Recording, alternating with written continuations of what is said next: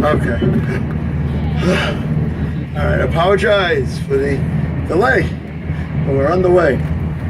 And I want to congratulate you guys for finding the place.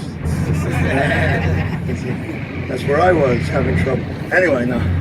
All right, we're on the East River now. The East River separates western side of Manhattan Island from Borough Brooklyn on our left, our most populous borough with 2.6 million people.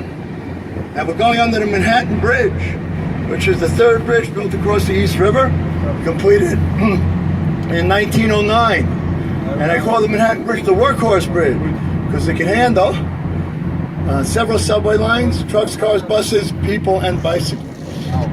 Brooklyn Bridge, which I'll talk about in a second, cannot handle that much. Now, I'll talk about it. All right, let's look at the building with the golden pyramid on top. That is the Thurgood Marshall Federal Courthouse in Foley Square. Thurgood Marshall being the first African-American Supreme Court Justice in the United States, so the building's named after him. And TV shows such as Law and Order are filmed on the steps of that building. Now we see a building with a golden statue on top. Yes. Now we're going to see it later too, but I'll talk about it right now. That's called the Manhattan Municipal Building. Now when New York City became the city we know today in 1898, when all 5 boroughs came together, that building was built to house the offices in New York City. The top tower where the statue is, again we'll see it on the other side, represents the borough of Manhattan. And there are 4 smaller towers that represent our outer boroughs. Queens, where I'm from, Brooklyn, the Bronx, and Staten Island. And they say Joseph Stalin, the dictator of the Soviet Union, admired that building so much, he built a replica of it in Moscow. So we're going under now the historic Brooklyn Bridge. This is the first bridge built across the East River, completed in 1883. And when it was completed, it was considered a miracle bridge. No bridge like it in the world at that time. It's made of 80% stone, 20% steel. The cables attached to the towers are 6 times stronger than need be to hold up that bridge. It's also a suspension bridge. And when it was completed in 1883, it was the longest suspension bridge in the world at that time. And it's one of the 3 iconic landmarks of New York City, and we're going to see it again when we go up the East River. We're heading down the East River now. Now that bridge, now we can see the beautiful building again, Manhattan Municipal Building. The statue on top of it is called Civic Freedom. It's the second tallest statue in New York, behind the Statue of Liberty. And it's a beautiful building, as you can see. The modern building to our right, the tall building with all those windows going up, that's a residential building at 76 stories tall. It's called Gehry, New York, after the Canadian architect Frank Gehry, very famous architect. One of the tallest residential buildings in Manhattan. So we're passing the South Street Seaport Maritime Museum. If you look a little behind us to the right, you see it's under construction. And again, we'll see it again. And the reason why it's under construction is because it was destroyed by Hurricane Sandy. We call it Superstorm Sandy. Happened here in October 2012, causing billions and billions of dollars to the coastlines of New York, New Jersey, and Long Island, which is part of New York. Who's familiar with Sandy? Okay. Well, it caused much damage here, and we're still rebuilding from Sandy today.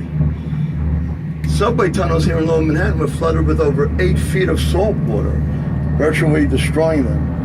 Now let's look to our right, the black building, the white building. Both of them have flag poles hanging from it. That is Wall Street, in between the white and black buildings.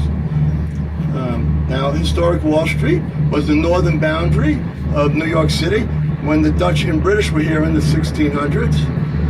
It did have a wall around it, which was taken down by the British in the 1690s. Today, Wall Street has the New York Stock Exchange, Federal Hall, where George Washington was inaugurated, our first president, in 1789. Also, beautiful Trinity Church at the bottom of Wall Street and Broadway, a beautiful Gothic-style church built in 1846. And also, the Charging Bull statue right near Broadway and Wall Street. Now, who's seen the Charging Bull? Okay, then you know it's an anatomically correct bull. If you see it, you know what I mean? It's a very popular attraction down here in Lower Manhattan, built by Italian sculptor Arturo Modica, and it was brought here in 1989. You know, Charging Bull represents a upward stock market, and a bear represents a downward stock market, or upward, coming and downward. Okay, if you look to our right, I don't think I can talk over the noise, but I'll try. That is the largest heliport on Manhattan Island, the Wall Street heliport, where you guys can take very noisy, as you can hear, and very expensive helicopter tours of New York if you wanted to. Now, I'm not the only New Yorker that thinks they're noisy. Many others do. And so noisy that they're limiting those helicopter tours.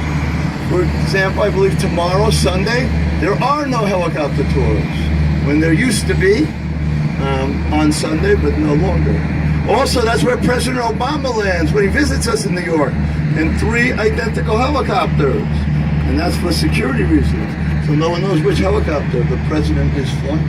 Now, this whole area to our right and right behind, and to the right behind us, is the Wall Street financial heart of the United States. And if you say Wall Street, or you say the financial district of our country, you're saying exactly the same thing, because those terms are synonyms, Wall Street and the financial district. Now, this ferry terminal to our right, the first one with the glass on top, is the oldest ferry terminal on Manhattan Island. It's called the Battery Maritime Building, built in the French Beaux-Arts style of architecture, built in 1909. Now, you all should look at the glass on top of that ferry terminal, because when you guys come back to New York, that should be a hotel, a boutique hotel of 140 rooms, built on top of that first ferry terminal. Next ferry terminal here to the right with the orange stripes is called Whitehall, which is the ferry terminal for the Staten Island Ferry, which is about to dock here. Now, the Staten Island Ferry is a commuter ferry to our borough, Staten Island, 5 miles across New York Harbor. And who knows what the best thing about the Staten Island Ferry is? It's free. What? Yes, it's free, that's it. So, that ferry is free. So if you want to take a free cruise across New York Harbor to our borough, Staten Island, 5 miles away, and back, you go to Whitehall. Get on one of those big orange boats that leave every half hour. But on our cruise this afternoon, we come a lot closer to the Statue of Liberty than the Staten Island Ferry does. We come right in front of it. We slow down so we could get great pictures of it. And the last time I checked, Staten Island Ferry doesn't have a tour guide on it. So don't worry, we're going to be coming a lot closer later. We're not going there now. Later on. So, to the statue I'm talking. Okay, so what we've done so far is we come down the East River, and we're in New York Harbor now, and we're passing Battery Park to our right, where the trees are.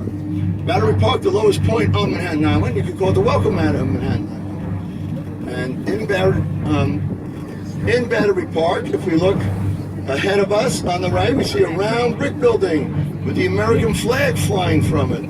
That is historic Castle Clinton, which was a fort built for the War of 1812, but never used as a fort. It did have other uses, such as an immigration station to all new immigrants to New York before Ellis Island was built. Also as a theater and an aquarium. Round brick building to our right. So this is where the first Europeans arrived. First the Dutch in 1625, calling this New Amsterdam. Then the British in 1664, changing the name to New York, after the King's brother at the time, the Duke of York, James the Duke of York. Also down here to our right is where Manhattan's most historic street begins, Broadway.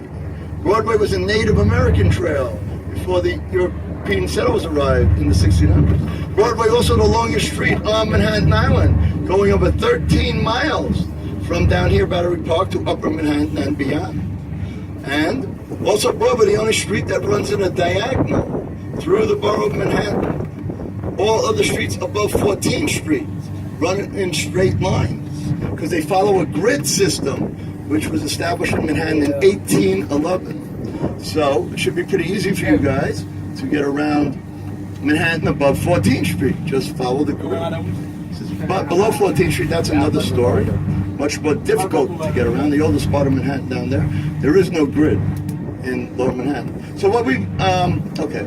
This is Pier A to our right, the oldest pier on Manhattan Island. That's why it's called Pier A. All built in 1886. All the piers on Manhattan Island are given numbers, not letters. So what we've done so far on our short little cruise is we've come south down the East River, went around Battery Park, and now are approaching another river surrounding Manhattan Island, the other river, which I'll talk about in a moment. But first I'd like to point out this beautiful, interesting building to our right with the 6-tiered roof. That is the Museum of Jewish Heritage, a living memorial to the Holocaust. 6-tiered roof represents the 6 sides of the Star of David. It's also a memorial to the 6 million Jews that lost their lives in the Holocaust during the Second World War. Now the river we're on now is the Hudson River, the river that separates the western side of Manhattan Island on the right from the state of New Jersey on our left. That's our neighbor across the Hudson River, the Garden State of New Jersey, which I'll talk about more on a return trip down the Hudson River. We are now heading up the Hudson River in the direction of Midtown Manhattan. In front of us to the right. Now this river was discovered by the Englishman named Henry Hudson. He wasn't sailing in 1609. It was discovered. He wasn't sailing for the English though. He was sailing for the Dutch East India Company. And looking for this river, he was looking for a passage to India. But the North American Company got in his way. This river was 315 miles north of here. The Adirondack regions of up in New York State, where it begins as a freshwater river. And by the time it gets down here, it's a saltwater river. Anybody know why that is? Anybody know the chip? Nobody knows, but yeah, who said that? Right, okay, good. Okay, because we're right on the Atlantic Ocean, just a few miles away. So that's why freshwater river becomes a saltwater river. Right down here. Okay. If you look to our right, a little ahead of us, you'll see the tallest building in the United States, the tallest building in the entire Western Hemisphere, at 1,776 feet tall, 541 meters tall. That's One World Trade Center, an office building that opened about a year and a half ago, with Condé Nast as the anchor tenant of that building. Now, it's one of several World Trade Centers that are going to be built in this area. If we look directly to our right, you can see the construction of 3 World Trade Centers, with the reinforced concrete core going up that building to the top. That building's going to be 83 stories tall. 4 World Trade Center to the right of 3 World Trade Center, the Silver Building. 2 World Trade Center hasn't been started yet. And let's go back to 1 World Trade Center, the tallest of them all at 105 stories tall. That building also is going to have a concrete, has a concrete core up the center. And at some places, that concrete core is over 6 feet thick, which is very thick, making it one of the most secure buildings in the world. Now, right next door to 9/11, right next door to 1 World Trade Center is the 9/11 Memorial and Museum, a must-see for all our visitors to New York City. So who's been to 9/11? Anybody? Nobody? But 9/11 is a definitely must-see on here. Stay here, you're on the top of your bucket list. You know, presidents, prime ministers, heads of state, and popes all visit 9/11. And you should go.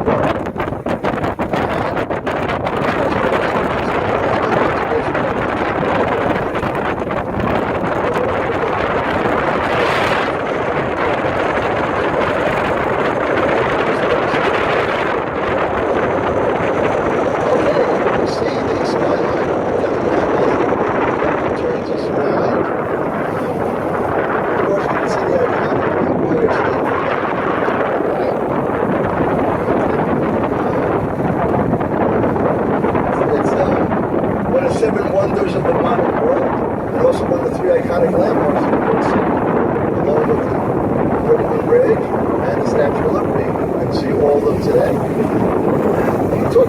more about the Empire State Building, but first let's look to the left of it, and we see a tall, skinny building.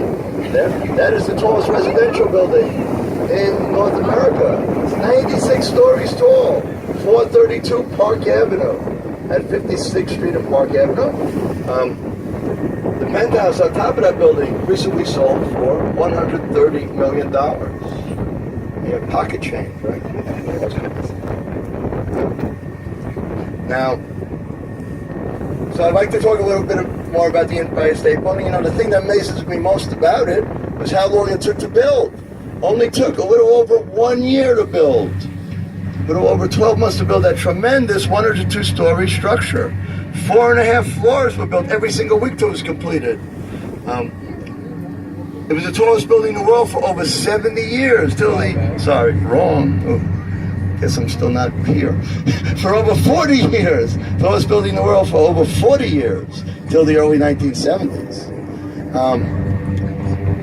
And the building was completed in 1931 during the Great Depression. And because of that, it's very hard to fill up to occupy that building. So it was called the Empty State Building for many years.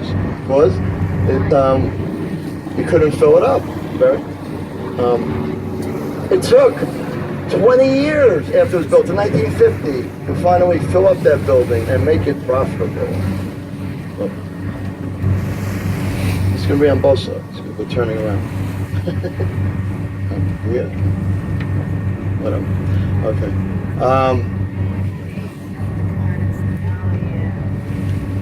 Okay, to our right, in Jersey City, New Jersey, we have the tallest building in that state, called the Goldman Sachs Tower. It's 42 stories tall. But of course, on Manhattan Island to the left, we have buildings over twice that height.